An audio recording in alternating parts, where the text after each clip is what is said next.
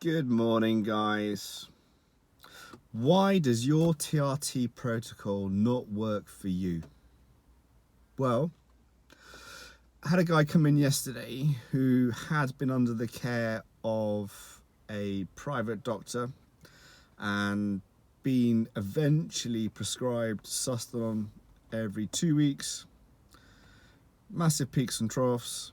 So the doctor suggested that he inject every 10 days, and he had a spike of his estrogen. So the doctor suggested 1 milligram of anastrozole 3 times a week. Now, this is private practice. This is somebody who should be invested in delivering a higher standard of care than the NHS delivers. This means, in part, the medication prescribed. So there are all the other ancillaries, service, etc. But private practice offers you the chance to deliver a higher standard of care and treatment. Sustanon. Don't get me started on Sustanon. If I was to ever prescribe Sustanon, it would be every other day because of the prop ester. We've been over that before ad nauseum, so I'm not going to talk about that. But this doctor clearly did not know, I'm not going to say the sex, their arse from their elbow. It's disgusting. So this guy had been struggling for many years. He'd finally found help. He'd finally found hope. And he was in a worse off position on TRT than he was prior to TRT. Because you can feel worse on TRT compared to pre-TRT. Your body does not like fluctuations. It would actually peculiarly prefer to be low than fluctuate.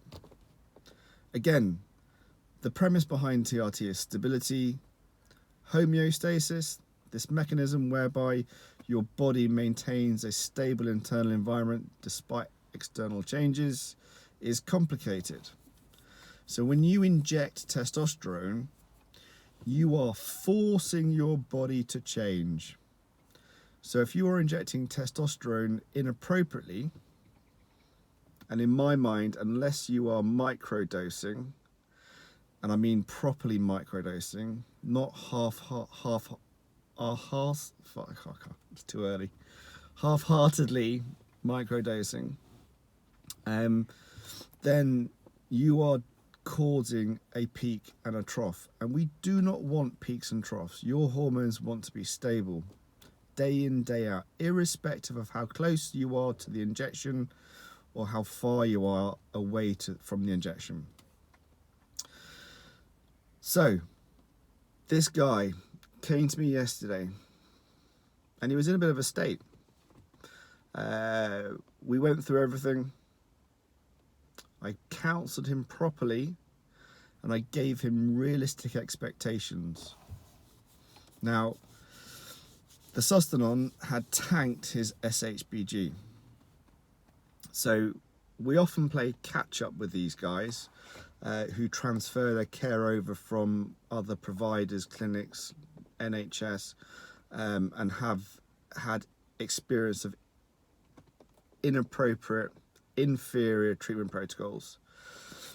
Because, as you guys know, I'm a massive proponent of daily subcutaneous testosterone cypionate and HCG injections to mimic physiology. So this guy, low SHBG, because his inappropriate protocol had tanked it. Daily injections offers you the most chance of improving your SHBG. Now, a lot of clinicians use SHBG in determining the injection interval, but we know that SHBG is a buffer because testosterone, DHT and estrogen have super short half-lives, and we know it's a positive health marker. So the higher the SHBG, Obviously there are extremes when your SHBG can be elevated in disease states like hypothyroidism, liver disease, stress, but normally SHBG is a positive health marker. So what happens? Well, what I've told him is you will likely feel better, we will get you optimized, and then you will start to feel a little bit worse. Why? Because when your body responds appropriately to a decent protocol and your SHBG is low, as long as you've reversed other possible causes of low SHBG, hypothyroidism, metabolic syndrome, diabetes, reversal of a crappy TRT protocol that everybody else seems to adhere to, your SHBG will rise. So we balance the testosterone to estrogen to DHT, get people optimized, and then these low SHBG guys feel a bit of a dip because their SHBG rises. We want the SHBG to rise, but the qualitative symptoms that they have noted to be improving get a little bit worse again. All that really means is you need to adjust your protocol again, but it's only a very slight adjustment. So you cannot overemphasize the importance of adequate counselling. When you go and see a TRT clinic, doctor, provider, and they tell you, you qualify for TRT, here you go, bang it in, see you in 6 weeks for a blood test, and then adios muchachos. You need to appreciate that the body is incredibly complex, and there is a titration process, and there are things that you should or can expect, because it isn't always, there you go, wham. You can hit the nail on the head first time and not have to adjust your protocol from day one. However, often guys do have to adjust their protocols, and there is a titration process, because we need to know how your body is going to respond to the testosterone and adjust your protocol accordingly to how you feel and the quantitative numbers, to make sure that the other physiological parameters that we need to make sure stay within normal limits do so. So the more is better brigade. Just keep whacking up your dose. I feel great. That comes at the expense of HDL, LDL, HCT, blood pressure, etc., etc. So we need to make sure that we are acting in your best interests rather than having this one size dogma. We all just want to make you feel better. The picture is slightly more complex than that. It's about long-term physical and psychological well-being, not just how you feel. So why don't I feel better on your gold standard protocol? What do you expect? Do you expect to be Superman if you're not Superman? You need to have realistic expectations. So, point in case, the guy yesterday, even if he'd been on gold standard TRT, with his current lifestyle, he would not feel the benefits of TRT. So this guy, he's self-medicating with alcohol, and this will obviously have a negative impact not only on his estrogen but his overall health. Sleep compromised, so he gets off to sleep, which is the reason why he drinks, but his rapid eye movement sleep will be compromised. Wake up, feel like crap, manage to get through the day, anxiety, drink, cycle perpetuates. So even with a gold standard protocol, this guy would not have felt better. So I've counselled him appropriately, and my advanced nurse practitioner is going to follow him up next week just to provide him with that necessary support, because there's a lot to take in, And guys walk into my clinic with a mix of emotions.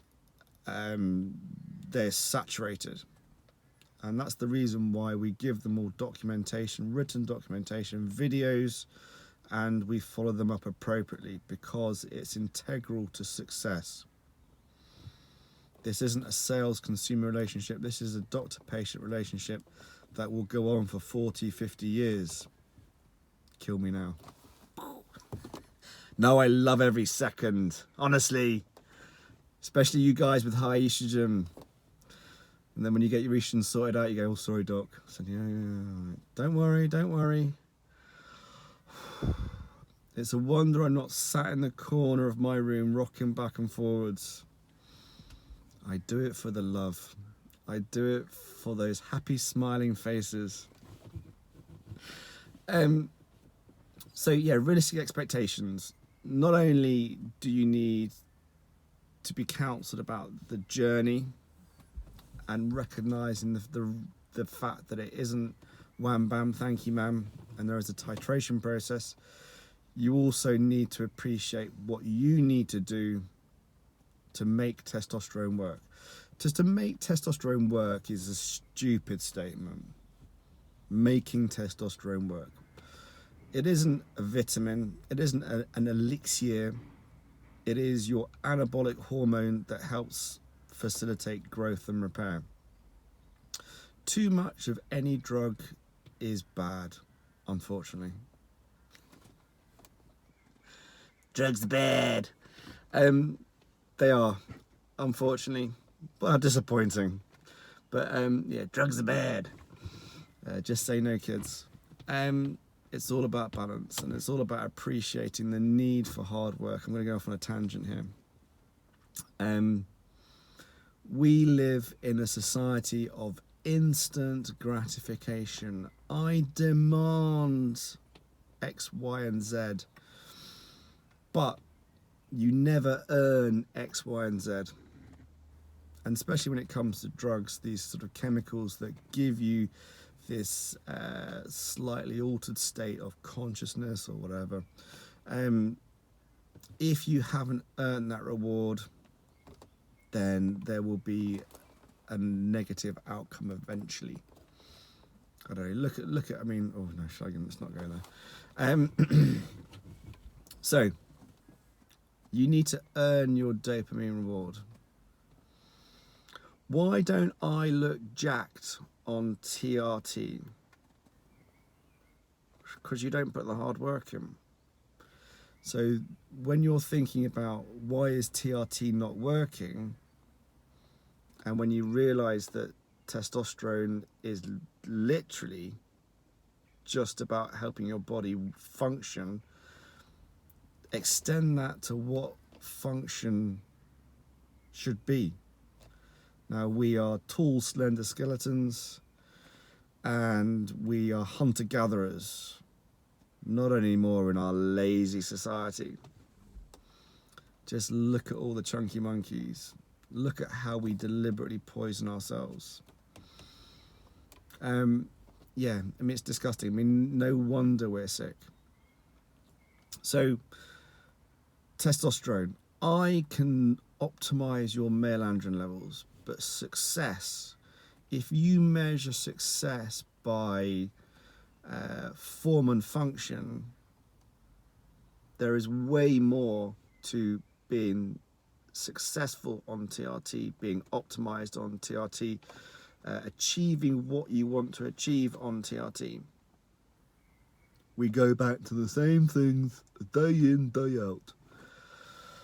Lifestyle, reduce stress, ensure good sleep hygiene, look after yourselves. Be your own best friend, as my mum used to say. Stop burning the candle at both ends. Did I listen? Nah. Do I wish I'd listened? Nah. I do sometimes. Maddie. Diet. Low carb, high fat. Make sure you've got your macros, your micros. I've never counted macros and micros. I just eat a healthy diet. This meal prep takes literally 2 minutes in the morning. Stop being so bloody lazy. Stop walking. Mate! Stop walking to the processed food aisle. Everybody's buying toilet rolls. The fruit and veg aisle are empty. God, it's just pure laziness. But again, it goes back to this this idea that we're not living how we should be living, and we're ignoring what's bloody obvious. Looking after your health.